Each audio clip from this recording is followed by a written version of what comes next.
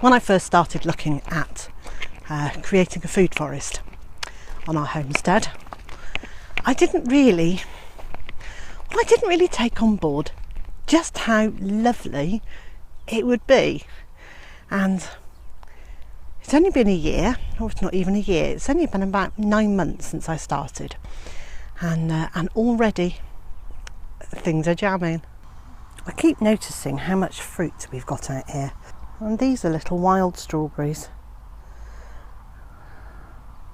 and they taste amazing. They've got a slight tartness to them, and then this sort of bang of sugar. It's lovely, really nice. The apple tree that Jane and I moved, that Jane moved earlier in the year, covered with apples. It seems to be really rather happy. They're probably the nicest tasting apple I've ever tasted. When you cut into them, they're slightly pink. They're just lovely, and I've got no idea what sort of apple it is. But what I think I will do is I think I will save some seeds from in the apples this year and grow a couple more trees. Black currants are doing well. I've been collecting black currants off these bushes for a couple of weeks now, just a few at a time, and then I freeze them, and then at a later date in the year I can make a cheesecake and top it with some frozen berries, and they should be lovely. I planted the rhubarb quite late in the year last year, and it was only a small plant, and it's absolutely chock-a-block under here. Masses of stems, look at that. So I haven't picked any this year, but next spring, that should be fabulous. And the blueberries on the blueberry plants are there's masses of them. Look at that, and we've got so many blueberry plants. We were given about 6 or 7 blueberry plants by our friends James and Dee at the Happy Homestead, and it's just been so lovely to have plants that are 2 or 3 years mature and already fruiting. I've picked so many raspberries, it's been a delight, and the raspberries have been fruiting in succession, so we haven't just had like a huge glut all at once. It's been a steady stream. And this plant has it's been brilliant. There are so many raspberries on here still to come, and we've had masses from it. In the front garden, where our tree surgeon drops off all the wood chippings, we have got some of our other fruit trees. Now, as you can see, the wind is quite windy here, but look at these cherries. They're delicious, these. They are really delicious, and of course while I'm talking to you, I'm just now looking to see if there's one that's looking really dark that I can just eat while we're talking. But anyway, lots of cherries, and I'm very pleased with that.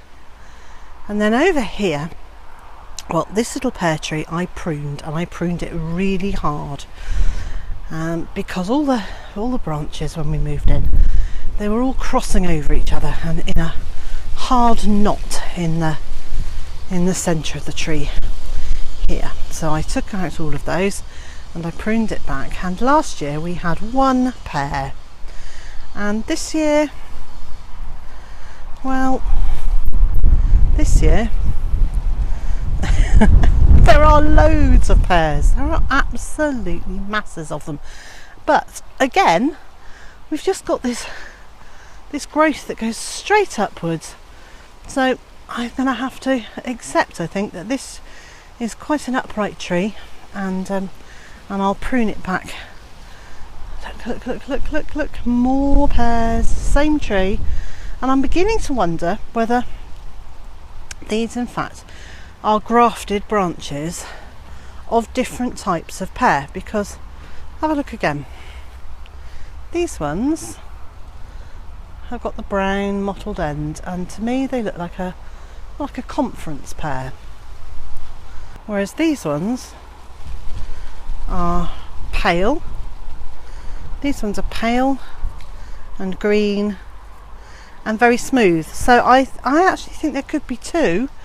This could be a family tree, if that makes sense. Where they've grafted more than one type of pear onto a tree. And there's only, no, there are 3 branches. There are 3 main branches. So there could be 3 different types of pear. But this 3rd branch, oh, there it is. Yes, it has got a pear on it, and it looks the same as the ones over there. Well, I don't know. Certainly to me, that looks like 2 different types of pear, and I'm delighted with that. Weeds, weeds, weeds, weeds, weeds. Cat. So my able helper here, Tabby. Nope, she's engrossed in what she's doing. There's something obviously smells interesting over there. Yes. Oh, she's caught a blade of grass. So this is the apple tree that I pruned back really, really hard, even more hard than the pear tree. And again, it doesn't look like it suffered for it. It actually looking really good. Now last year, again, this tree didn't have a very good crop on it, and I'm delighted, because to be honest, I know very little about pruning fruit trees, and I had to look it up in a book. So that's that one, and over there is one more apple tree. Now I've hardly pruned this. Last year it looked like it had black spot, and the fruit on it was all pretty miserable. And this year, again, there we go, look. So it's on the fruit up here.